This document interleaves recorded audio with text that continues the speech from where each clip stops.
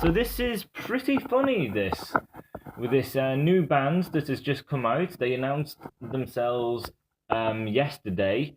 As they announced themselves, it's been announced who the band members are. They released this song as well as a music video to go along with this song, and that they're going to be releasing the album at some point this year.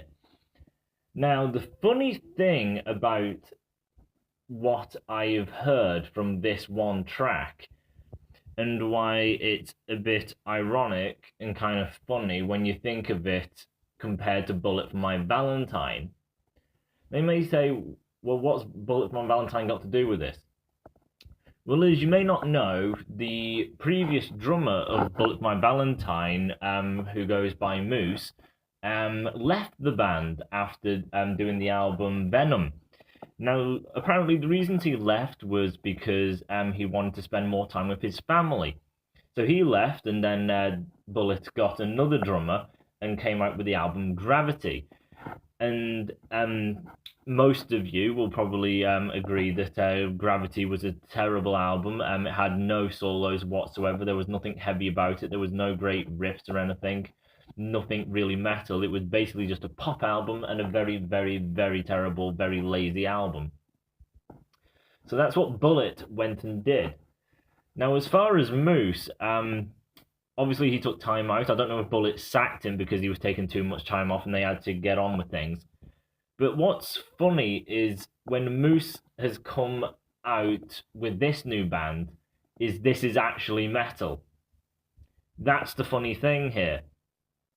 Moose approached the guitarist who was previously in the band Rise Remain, which featured one of Bruce Dickinson's sons as the lead singer, and the guitarist is actually pretty good. So Moose approached him saying, I've got no real ideas, have you got any riffs? And the guy apparently sent him around 30 to 40 riffs, and Moose replied, okay then. They then hired more people. They hired a singer from a band which I can't remember. The bassist is the bassist as well as lead singer of Glamour of the Kill, which I've also reviewed on this channel. He has a great voice and he is a pretty decent bass player. So obviously he's backing vocals. He's not the main vocalist. And as far as this track goes, it is proper heavy metal. It has a lead near the beginning, which is just a shreddy kind of interlude lead, which sounds pretty epic, but it's not a full-blown solo length. But then later in the song, where a solo is usually put, there is a solo, and it is a very, very good solo. The riffs are extremely fast and aggressive. The vocals for the verses are pretty thrashy, and then the chorus is pretty damn catchy. The song lasts 4 minutes 42 seconds, which ain't a half bad length of a song. So this is the funny thing. Bullet has gone and done a woeful album being Gravity, and then the drummer has come out with an actual metal track, which is pure metal at its core, and it is actually a pretty decent track.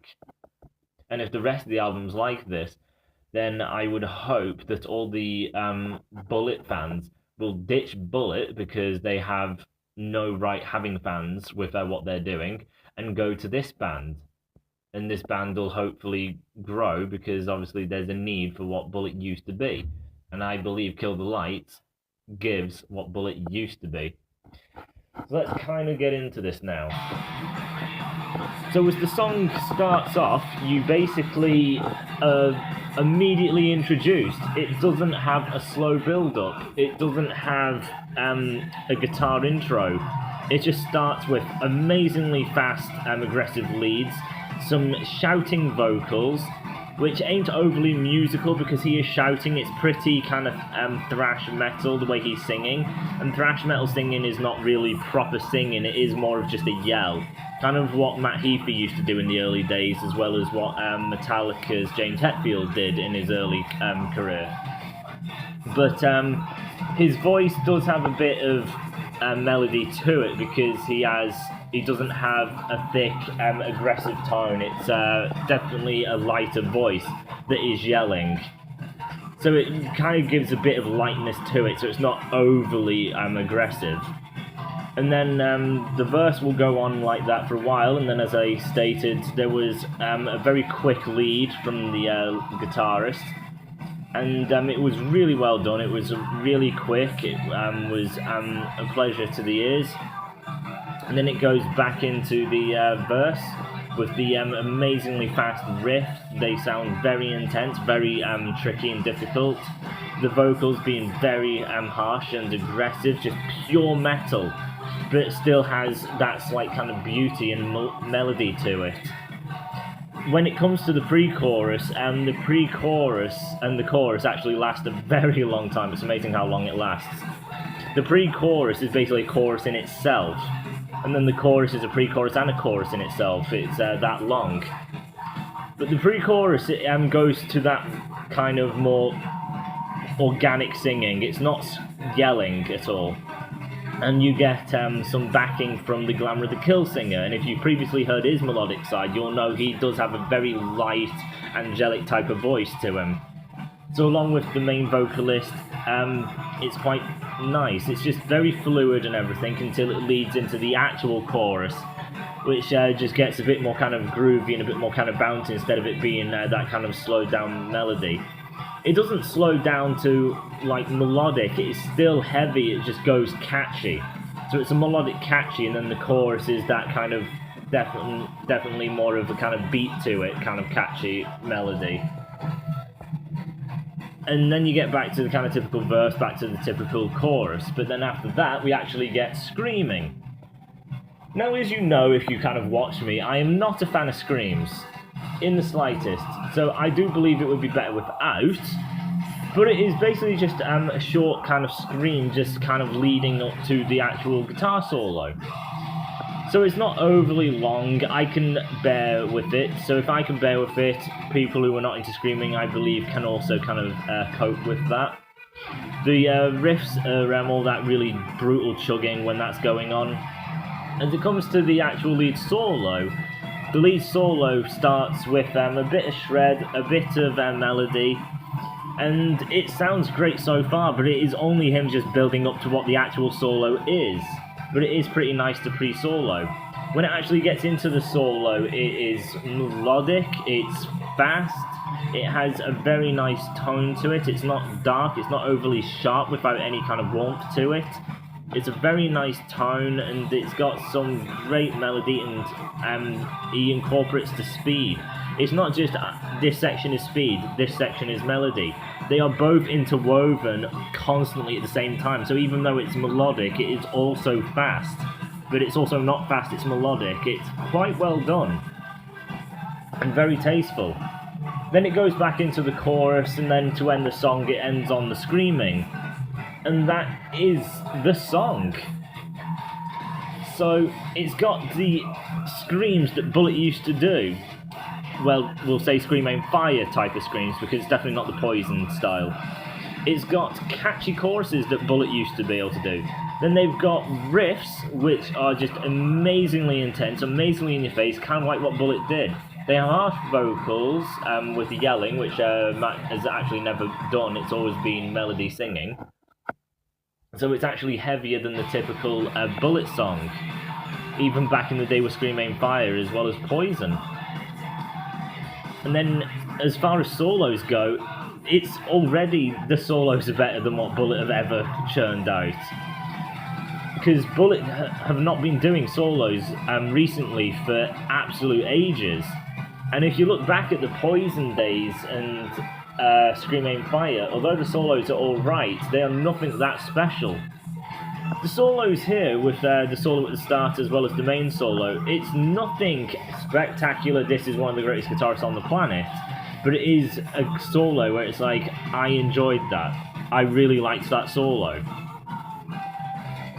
So, this one song has already kind of blown everything Bullet has ever done in their history, and especially what they're doing these days. It's got great melody to it with that pre-chorus and chorus. It's got amazingly aggressive metal riffs and vocals for the verses. It's got fantastic solos. It has screams if you do want it, but it's not overdone. This is what Bullet should be trying to be, but aren't.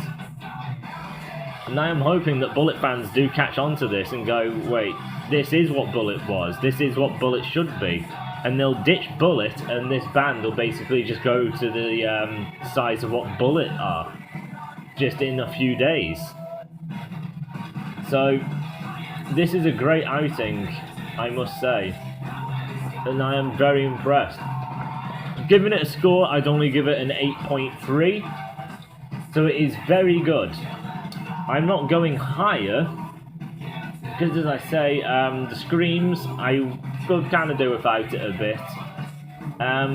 Even though there is a lot of great metal to it and everything, the kind of yelling in the verses, I do kind of prefer singing still. I don't mind it, but because I prefer it, that obviously lowers my opinion on the song. But it's still very good, it's a very good track. An 8.3 is a very high score, even though it's not the 9s or the 10s. 9 and 10 is like very masterful type of stuff. So 8.3 is basically one of the still kind of great metal songs. They're just not, you know, the epic stuff. So Bullet have a lot to fear with this, seeing that the news articles are just saying former Bullet drummer.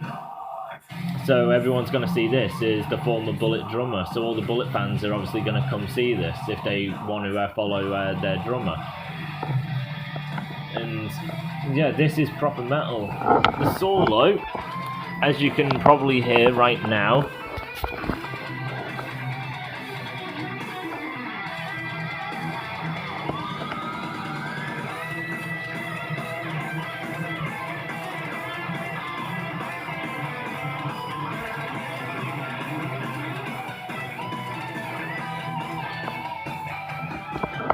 as you can hear, really good.